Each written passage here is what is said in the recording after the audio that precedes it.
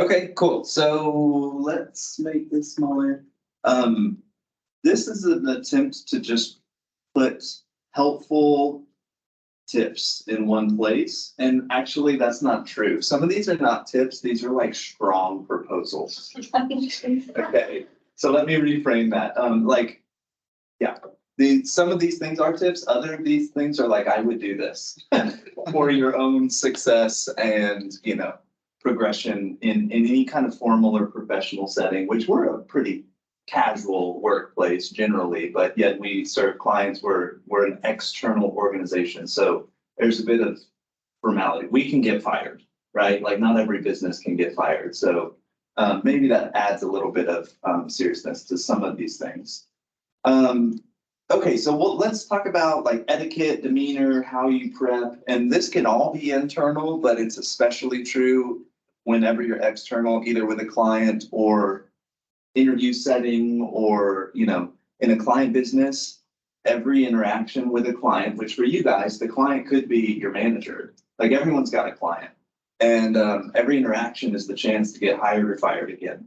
So, how you show up matters. So let's dive in.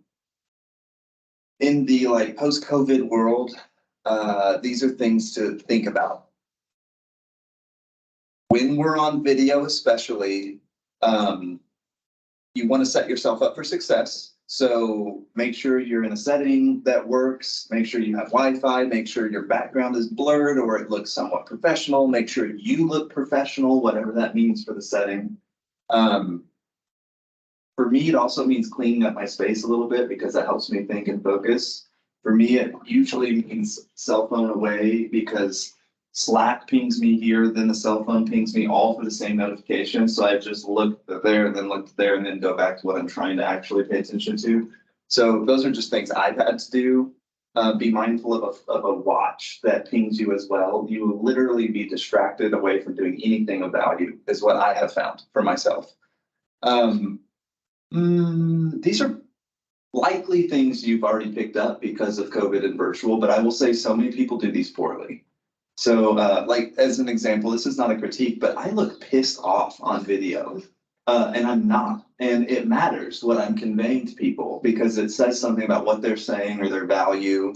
And so I often, like I'm sure everyone does, look at myself in the box and I'm like, oh, wow, you look really angry. Like, chill out or smile or whatever. And that comes up in one call here. Be on time to the meeting. I struggle to be on time to all the meetings that I go to, and it's rude and it implies something to the person that is waiting for you. And so I usually, if I'm late, say, hey, I'm sorry, it's rude that I'm late. And I'm sorry that happened, just so they know that. And I mean, anyways, some people it's habitual, but I literally start that way every time. Don't start the meeting early. That's another one. Don't jump on 5 minutes ahead of time and then pull everyone else into the meeting ahead of time. Those were like COVID 101s.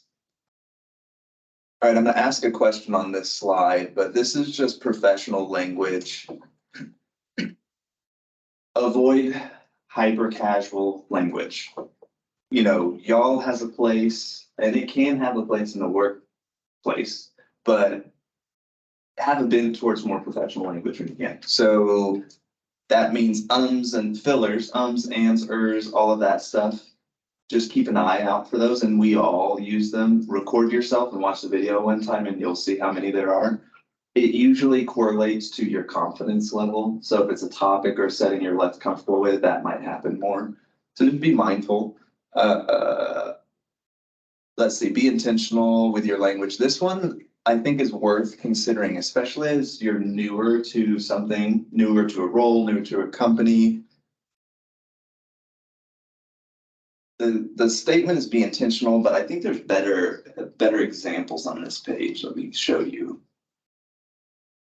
So rather than being vague or open-ended, like I don't know, you can say, I'll find out. You can turn your lack of knowing something into like what might be perceived as a con into a pro. Now you're showing proactiveness, you're showing, go-getter, learner, all those kinds of things. And you guys I mean, I am also in a place where I'm like learning a ton. I don't have the answers all the time. And so it's okay to acknowledge that. And again, you turn it into a strength when it shows up a certain way. So own it is kind of the idea. Own your stuff. Don't be vague. If you don't know something, own that. Don't do something else. Own it and then show confidence in what you're going to do about that. Ask good questions, whatever. These are just words that you might consider using something else instead of that. Like, are any of these words, does this resonate at all? Have you found yourself using any of them, or do you have other examples of things you might watch out for? I always heard that you shouldn't apologize. Or only apologize when, like don't start off every email with, I'm sorry, this is da da da. That's good. I think, yeah, I like the second one, because I feel like it's easy to Mm-hmm. feel like, even just like from a question, if someone asks, like, are they like implying that I should have done this? I think it's easy to like apologize, when Right. maybe you're not even like in the wrong, but like reframing it, like, thanks for your patience, or Yeah. I'll find out, or I don't know, I think that's Mhm. definitely I mean, takes. it's like you're starting from a place of weakness too. Yeah. Yeah. I think like when you do that, it also puts hyper emphasis that you probably messed up. Uh-huh. And that way, if you rephrase it, they don't really realize that you kind of save yourself from doing those things as well. And I realized I did that when I was working at somewhere else. I tried as much as possible to not show my negligence, but moved on and said, yeah, that's correct. I will go ahead and do that instead of, sorry, I didn't do this before or prior. Then it kind of shows that you messed up more. So, Yeah, there's a good with that. There's some people have a tendency to communicate with clients, especially, and own like 7 out of 10 times they're opening with an apology in the email. It's like a default, and that is really bad because like most of the time there's not even a fault, but you're now opening the door for them to think there was. And then sometimes you are at fault, and yet you can still it's like what people feel matters more than almost anything. So if you make them feel like you're confident and you got this, even if you don't know stuff, you've like won the game already, And so when you're vague, wishy-washy, or apologetic constantly, you don't feel like you got this, and people get nervous.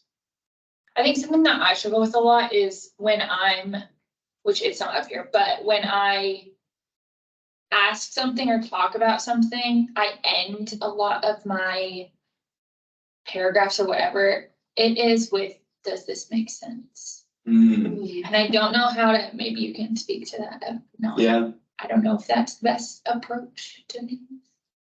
Well, there's a question of humility in some of this. Like, is it bad to apologize when you made a mistake? I think it shows humility, and I think you are owning a mistake. Like, there's settings when that makes sense. It is not healthy to apologize in 7 out of your 10 emails, right?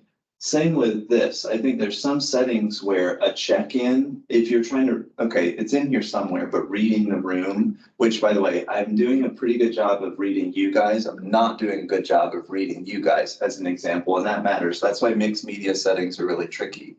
And pretty soon I'm gonna start talking to you guys and asking you questions so you come off mute a little bit. So be prepared for that. But certain settings, I think it's really a good idea to ask for feedback. But I think it's probably worth assessing. Like every statement doesn't need feedback. Right. So if you're proposing a solution, I think it's a great time to say, does that make sense? Or did I miss something? Yeah. Yeah, so I think it can be very helpful, but it shouldn't be always probably. What about you guys? Any thoughts, questions? Do you have any suggestions for not saying y'all? Do you say like, hello everyone, or what is your approach to that? Yeah, that's a good question. It's like it's your flavor, it's your style. I leverage casual professionalism if I were to brand it, especially with clients. So there's a place where I might use y'all, but I wouldn't start that way. Some people say you guys, but that has complicated things with it too. I don't know what I say. What do y'all say? I sometimes say you all, Yeah. kind of like separate the words instead of shortcutting it into y'all. So I say you all, or does the, kind of specifying to, does the company instead of Yeah. does you all company. So kind of really identifying the noun more. What are you talking about? Yeah. Yeah, that's good. I think I mean, this is part of what I think you're gonna talk about today, Patrick, but knowing who you're talking to and waiting for them to use those terms and how professional are they and how buttoned up are they, and mirroring their Yes, mirroring. behavior and their speech is a good rule of thumb. This has no place in the workplace, but an example is when I am out with my friends, I never swear until somebody else swears. It's like they opened the gateway of swearing. I'm like, oh, we're on the same wavelength. But it's that kind of idea that I'm not going to use colloquialisms or slang. I try not to until I am comfortable with the people that I'm with and I know that they're going.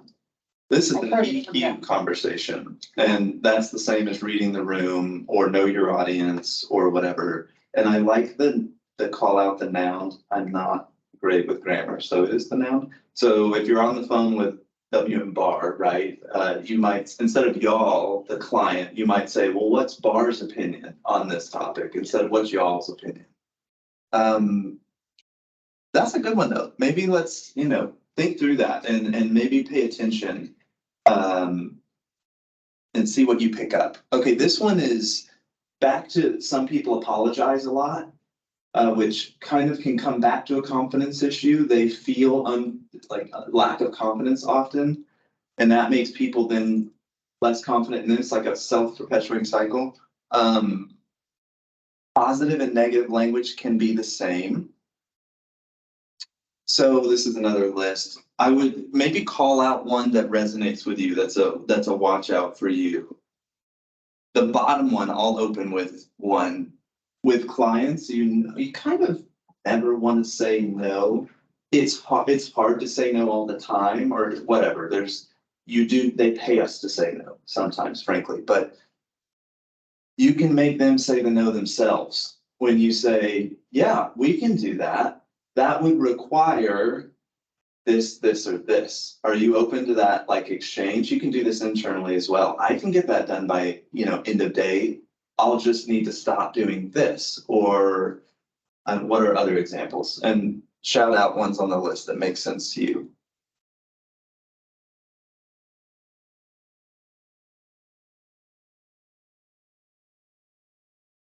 Well, I just like one. Can't have this ready until Friday. Feel like I do that a lot. So saying I can have this to you by Friday. Yeah. A lot. You show up way more confident than that statement. I feel like I've definitely noticed this trend, or just I don't know, being in calls or on any kind of meeting, and I've noticed when someone says something that could have otherwise been framed in a negative way or a weakness way, I can't do that until Friday. But if they just confidently say, I can have this by Friday, even if I am not the one they're talking to, I feel better about it happening, or I don't know, I feel like it. Everybody's It definitely happy and changes, yeah. it's gonna get in You're trouble. not thinking oh, I wonder if they could do it sooner. If they confidently say I can have it by Friday, you may be maybe they could have it sooner, but you're not unless you really, really need it, you're not gonna ask. Yeah. And I think you put that responsibility of if they need it sooner, they can ask, but you're not sacrificing things just because they might want sooner. And I think that is. And people need something to react to. So I can get this to you by Friday. You may not even know if you can get it by Friday. So what happens if you can't? You're getting close to Friday, you're it's not gonna get done. If you, again, show confidence and proactivity, hey, wanted to let you know this is going to be late. I'm gonna get it done by Monday, and then here's why. The short summary at the beginning, it's not gonna be done today. Here's when it will be done, and then the detail as to why. Again, you've solved the problem already. You didn't just come and say, I'm not gonna have this done today. That would then require the person to say, okay, well, when can you have it done? And why was it not able to be done Friday? Go ahead and answer those questions. Then you're like a self-contained, confident, I got this, and they don't even need to get into details. And that's like a OneStone thing. If you do the work, people aren't trying to get into the details and like work your work for you. You know, they will if you need help, but and that's true, you stand out in the crowd if you show up that way. We were talking about this one. Does that make sense? Which I feel like is a read the room, because sometimes that's a very comforting way to ask the question. A more formal way, which maybe you want that, maybe you don't, is does anyone have a question? Yeah, I feel like the two of those almost ask different things. Does anyone have any questions? In my mind is more, I'm presenting something and you just received a lot of information, which I guess does that make sense also does, but that feels more like, hey, we had background information, now I'm providing a solution. Are you tracking with me? Yeah. You're inviting conversation when you ask it, like, does that make sense? Yeah. You're inviting their to contribute. With a client, you don't always want to invite conversation, and you want to be seen as the expert often. So does anyone have questions still allows them to throw a flag, but you're positioning yourself and what you presented as like the right way, kind of. There's some of that's like power games. But again, when you want to be more conversational, more friendly, internally, it might make sense to ask. Especially if you're like prepping for something and you're getting feedback. Does that make sense, what I did? Yeah. Or maybe you frame it as, can I answer? And I don't know, can I answer any questions? Can I provide any clarity? I like to be like, does that make sense more? Is that clear? Or like, whereas, because they don't have questions, it's more asking like, based on what I said, is there any other things that brings up, or like, does that make sense? Is like, did what I just say come across the way I wanted it to? There doesn't have questions. It's more like, is there anything else? Sometimes I'll say that because I like using that. It makes me feel, I'm trying to make the other people feel more comfortable. Yeah. But then I also think every once in a while, I'm like, dang, did that just make me feel like condescending? Like you're stupid if you didn't understand what I was saying. Yeah. Does that make sense to you? Because it should. Yeah. Or where, I don't know, that's another reading the room thing, and Right. how receptive are people to what you're telling them? Who's here has been on a client call so far? Okay, and Bailey, okay. An external client call. Yeah, sorry, I'm starting like, traditional. We're always in a job interview, and I don't mean that like Hunger Games, but it's just like the fact of like, Yeah. you know, you're always showing up one way or another, and how you choose to show up matters. Other people will see how you show up. Okay, I'm already at time, so I'm gonna take an extra 5 or so minutes and kind of blow through the next few slides. You're good. No, you're good, this is all great conversation. So internal communication, this stuff matters a lot. Some of this is general to wherever you are and go. Some of this is OneStone specific, like how we use email versus Slack versus text. But again, how you show up in communication really matters. So let me hit it quickly.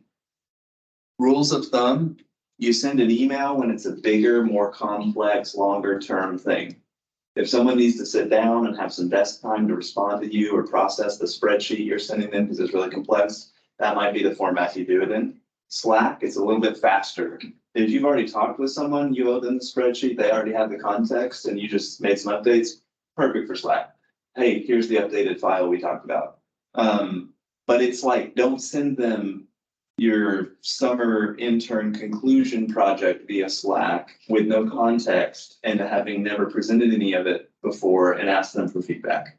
Bad forum for that. Text or phone call. I don't know if I'll tell you when it might be relevant. You're trying to get on to the L10 right now and you're having problems with your computer or whatever.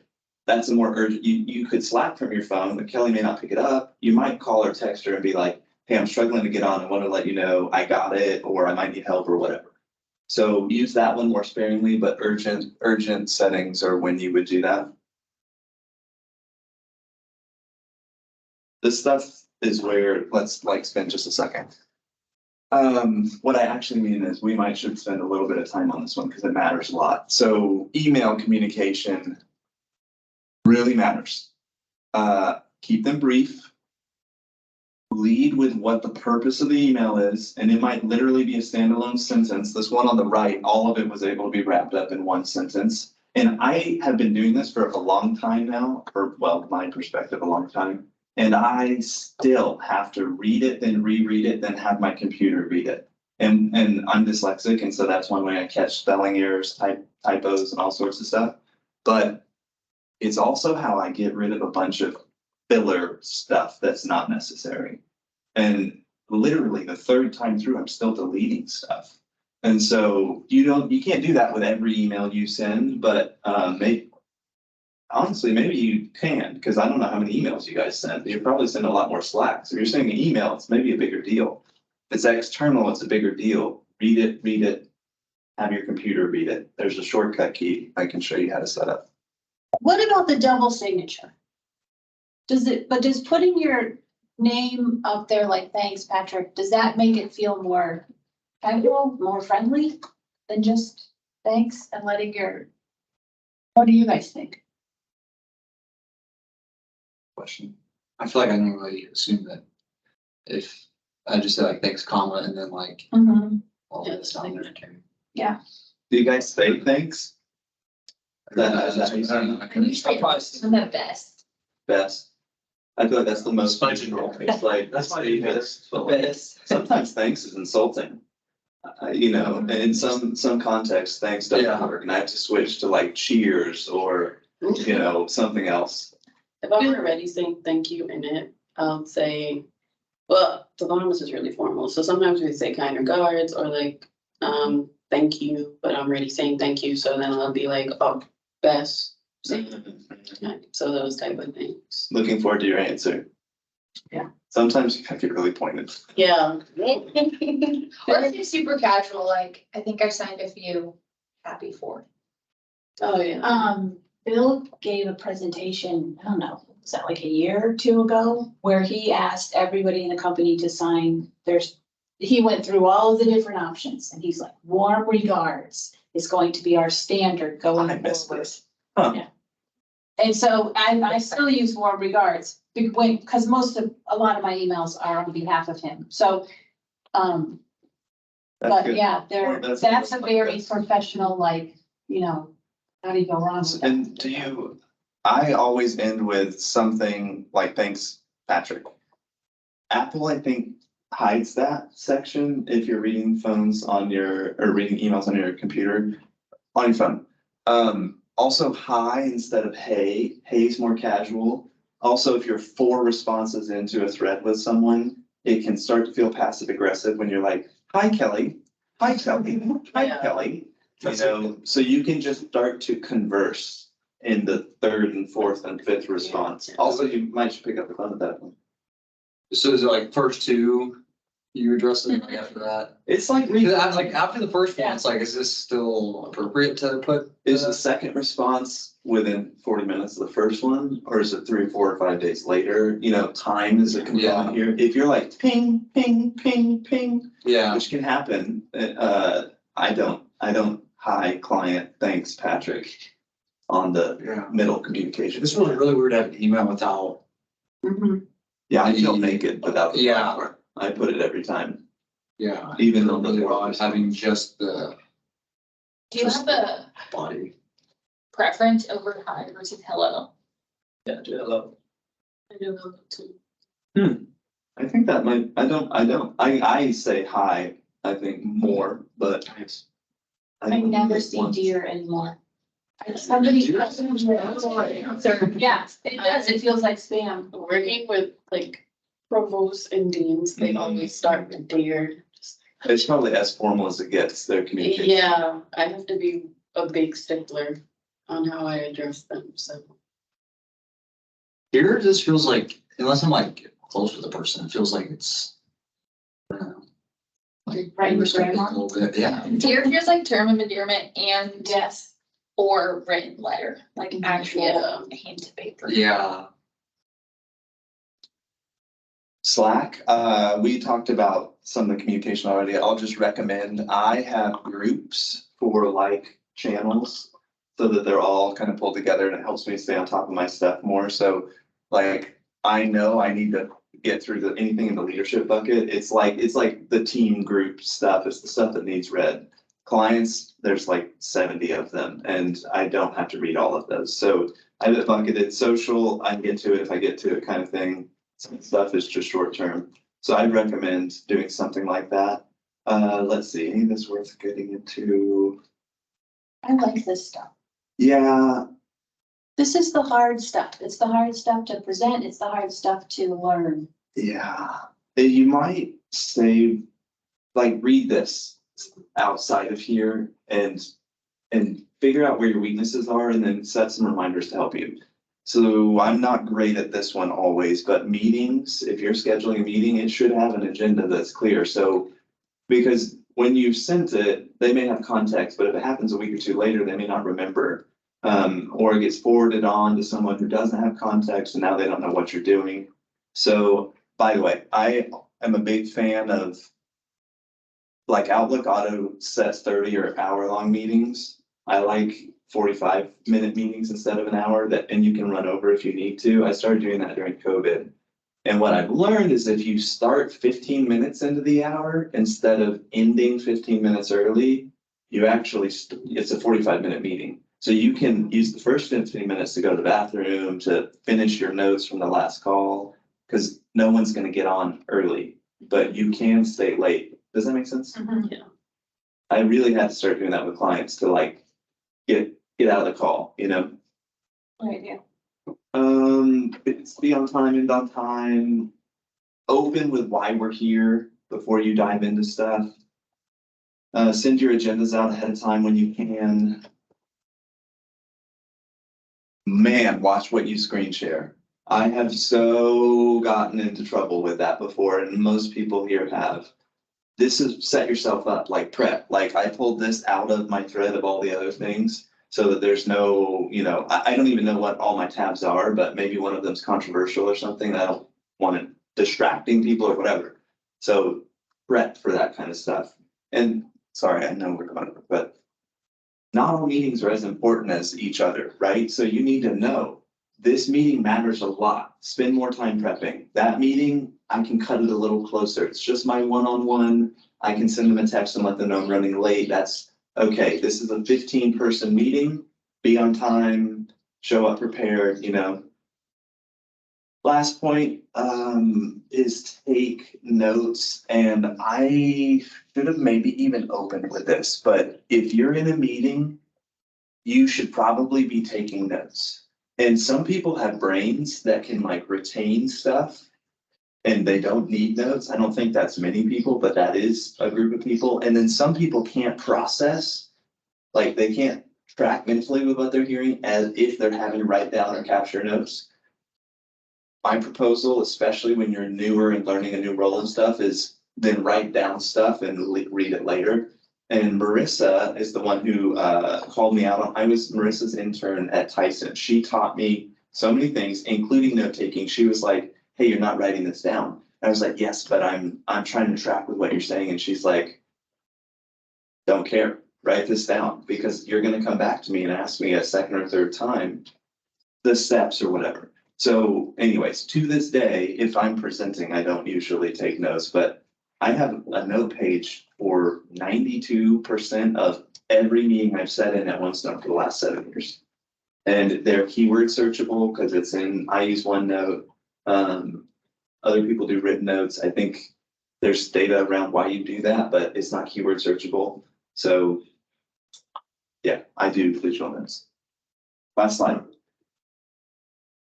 These are my biggest recommendations. We just talked about notes. I'd be happy to show you how I use OneNote. Again, it's kind of a dyslexic hack for me, but frankly, it's how you show up. If you're not taking notes, people might be thinking like, are you paying attention? Are you like, capturing the value or whatever? if you're dependable, you will stand out from your peer group. At every level in any company, if you do what you say you're gonna do, or warn people when you can't and give them a reason and a solution, you are unique and you will go as far as you wanna go. Ask for help when you need it. So do your work, prep, try it, like try to solve it once or twice, but don't spend 5 hours working on something that a simple Slack could have gotten you the context you needed for. So there's a balance to that. You know, don't just go, I don't know how to do this, and stop and ask for help. Google it, look in Guru, ask a friend, and if that doesn't get you moving, ask for help. You have to do both. It can be a hard thing to balance. Any questions or thoughts?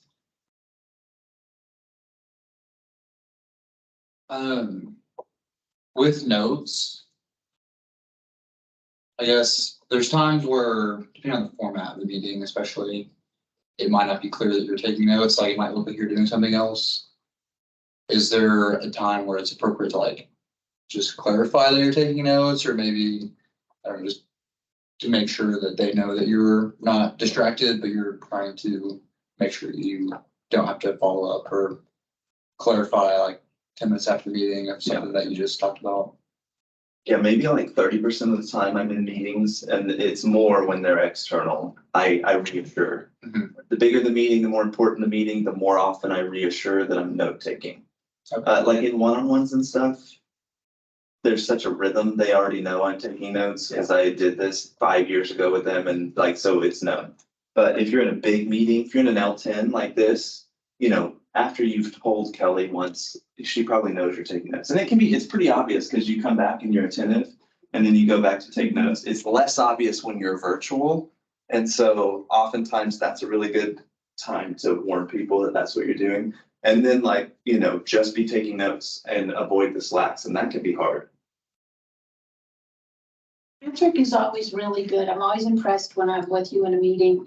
She's very good at making the other people that he's with feel comfortable and reassuring them. So, and it can be as simple as, you know, I'm taking notes on this, but those tiny little shows of humanity, of like, just, I'm human, like, it just makes everybody in the room feel calm. And so while he can even be talking about something controversial or something that the client doesn't want to talk about or is a pain point, when you bring that level of calmness and care for what they're thinking or what the people around you are feeling and experiencing, it just settles everyone's reactions and feelings. Mm. So it's being transparent. Mhm. I think that's what's bottom line. Does anybody have you, for those who have been in a client meeting, has your managers helped you prep on how to introduce yourself or how or when to talk? You guys, Bailey, what's that look like? You're shaking your head. Well, I was on the kickoff meeting with Shibumi, and Taryn said that she would introduce me, but Scott ended up just having everybody introduce himself, but he let me go last.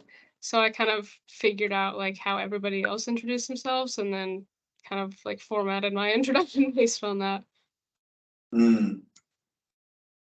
That's a good point. You know, gosh, there's so many things we could talk about, and we'll end here, but it's your elevator pitch as to who you are, and you probably have different versions. Eventually, you have different versions, and I'm still practicing mine. My late, you know, internal, external. What are you trying to accomplish? Are you trying to show your depth of knowledge? Are you trying to show transparency? And so, anyways, it's worth practicing your introduction, and watch out for the way the first person introduces themselves is the model the rest of the 7 people use. So a lot of times someone will say, hi, I'm Patrick. I've been at OneStone 7 years and here's what I do. And then the next person, hi, I'm Lathan. I've been here 7 months or 5 months. And then you go down the room and like something that's not necessarily required in your introduction is now everyone speaking to it. And it's like, that's because we just kind of follow the leader. So there's a watch out in that. Prep yours.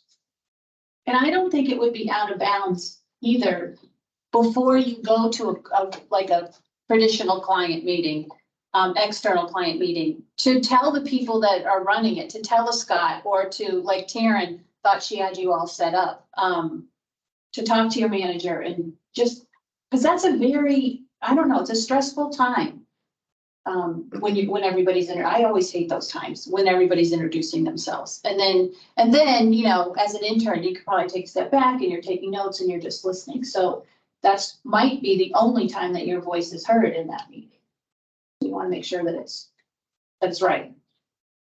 This is the stuff you should put energy into, because this stuff will follow you the length of your career and relationships with other humans. You may not load items to Amazon anymore, you may not sell stuff anymore, but this is worth attention. How you make people feel is what they'll remember. And that is largely a factor of the work you do and how you show up. Have a great afternoon. Thank you. Thanks for coming. Good job. Thank Bye. you. See you guys. I'm recorded. It says I'm recording, right? That little 438. I'm just worried because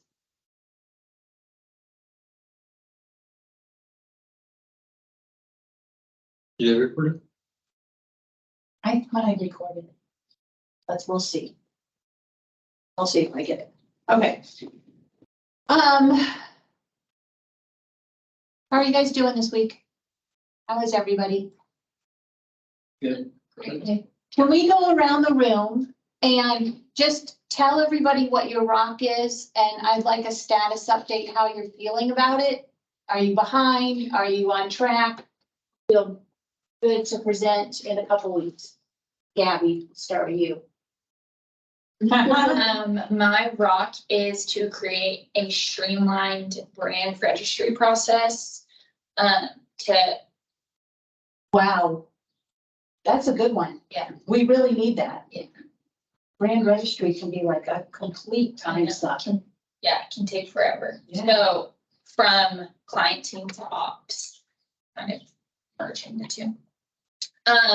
So originally I thought it would look like Guru cards, and it still can, but Shelby and I are thinking more either a Plitix situation, enrichment thing, or or a ClickUp board area. So steps to take. And then for Plitix, do you mean that they would actually add that a section to the person, to the company's Plitix? Enrichment area, I think. I don't, I asked the ops team today if what their thoughts would be on a ClickUp board process or a drive to like put all the documents in, or like how all the documents similar to how you would have a bus and then put that in Plitix. And I was like, I can definitely build a space in Plitix for this. So we will see. But just researching lots of brand registry stuff and kind of seeing what the typical troubleshooting looks like and issues that brands usually have in getting brand registered. Yeah. There's a big, I remember when I used to help with it, it was having the brands understand that it's a completely different website, right? Like you can't go to Vendor Central, Search Central and get to brand registry. So you have to deal with these people to get this stuff right. Yeah. That's a good one.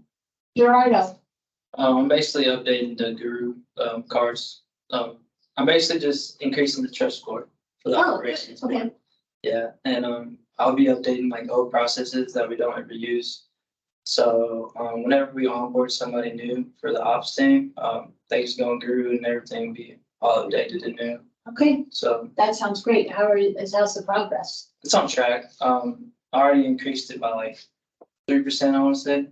So I got like 7 more % to go, but I'm gonna try to get it above 80%. How many Guru cards does your team have? I think it's like 60 or probably more. My computer's there right now, so I can't check. What about you, Chantal? So I'm working on satellite queries and having them ranked by performance using DAX Studio. So then I'll I'll also be listing of what could be possibly causing them to run so slow and what could be the possible optimizations to each of them. And so Riley and I spoke about kind of doing a top 5 if we see feasible, like if they're close enough. And then increasing if we notice that there's more than that causing things to be slow. So as for where I am with that, I would say I'm on the beginning side, but I think I've been doing a lot of research recently on it, so I think it'll be very soon that I'll be like on track with it and everything, yeah. Okay. And you'll let us know if you need help or Yes. you're, okay. So my rock is to create what Riley called a one-click switch in Excel for access to the database tables for Vendor Central, Seller Central, and Walmart. So they're in the tech team manages a database that has pretty much all of our data and information. You can access it directly through Excel and modify it through like Power Query to get what you want, but I'm creating like this in Excel form to quickly get those tables and process them a little bit for people who either don't feel comfortable going into Power Query and getting them and pulling them, or just for a faster way to do it and have it somewhat processed. So I've done a lot of the work for Vendor Central, and that will kind of help make it easier to do Seller Central and Retail Link. But I wanted to have like, here are all the tables that you can have. You can select which ones you want to see, and then you can process like the dates so that it only shows like the date ranges you want and the client you want. And then you have like the table. So like one of the tables is like seller on Vendor Central is just like all orders. So you can get like revenue and it has a line for every order. So you can filter it by dates and then you can get like revenue or just whatever information you want to see to look at, whether you're making a graph or just putting a table. So Cool. on track, but I kind of need to finish up the first Vendor Central one, and then I think it will be pretty easy to, Easier for the second two. yeah. Okay. Bailey. So I am developing like a executive summary for Prime Day. So I'm gonna summarize client results, industry trends, and like key insights that we've been getting. So it's been kind of a slow start because Prime Day hasn't happened yet, but Taryn and I are brainstorming ways we can like easily like bring all the data together instead of me having to go into each individual client. So brainstorming that today. But I mean, yeah, it's going good so far. Okay, that's a good one. Lots of people will want to know about that one. Ella. I am building out a OneStone brand guideline deck, so I've been doing a bunch of like looking on SharePoint to see some of the brand guidelining decks from some of our clients, which has been fun, and doing research just in general, what goes into those decks, and I started building it out, so I'm on track. Okay, good. Thanks. What about you, Courtney? So I'm creating a 3D object in Cinema 4D for a bar, and we decided on the citrus strip gallon container. And then I'm also gathering like key learning techniques and stuff to make a guru card as well. Oh, that'll be exciting to see. That'll be a good visual one. Thank you for letting me know. Keep me posted if anybody falls behind or you want some extra support, but just shout out real quick. Evals are this week. Did everybody get a chance to fill out their side of the evaluation form? So we need to pick up 2 lines. Because Okay. I was on that trip, so I Yeah. didn't get to do it. Okay, so you fill out your side, answer those questions, and then your manager fills out their side. And once you're both done, they become visible to both of you. Has anybody had their eval yet? Or Ella, you've had yours? Bailey, you've had yours, and you've had yours. Once the, Yours today, Mine's today, but. Okay, you should- so yours is scheduled, and Courtney, is yours Mine's scheduled too? Mine's today. Perfect, okay, great, I'm glad those are moving along. If you have any questions or concerns, let me know. Is there anything else you guys wanna talk about? Any other questions? What is next, what's our, next week, what are we doing next week? There's 1 week. what do you do? Yeah, oh, good, okay, this is my first one, this is my favorite one. So, not my first one, my favorite one. So next week, I don't have a speaker coming. What I would really like is for you guys to take, half an hour over the next, few days and write up what you do. I want everybody, because even if you're on the same team, I think you guys are doing completely different tasks. So if you could each come back with a 5-minute presentation just for this group about what you do. And I'm recording you so that future interns too can see like, okay, this is what they do on the digital asset team. Maybe I want to be an intern on the digital asset team next semester. So we have a really good idea of your daily tasks. I would include like, this is what I do every day. These are the people that I work with the most. This is the most fun part of the job. This is the most boring part of the job. Just the details, so that everybody leaves with a really good understanding of how you're spending your time. Are you wanting us to like make a shared PowerPoint and put information into that, or are you wanting us to just? I think you should, yes, a shared PowerPoint would actually be really cool, because it would be much easier to share with future interns. Is that annoying though? I mean, why I don't don't you know how guys to all, do that. why don't you guys all make your own? No one knows how to. Make your own PowerPoints if that's how you want to present. And then we can just combine them all at the end. Okay. We can copy and paste it. Sound good? And then client team, only client team. You mentioned that. Oh, you only present on the What's- I think you can do both, a little bit of both. Okay, I don't know what I told you before, till I forgot. okay. I would have, could have been something else. Yeah. Yeah, I would say, because you're doing something really different than what Chantel's doing, Okay. so let's hear from both of you, both sides of it. Sound good? Okay, you guys. I'll talk to y'all soon. Call me if you need me. Thank you.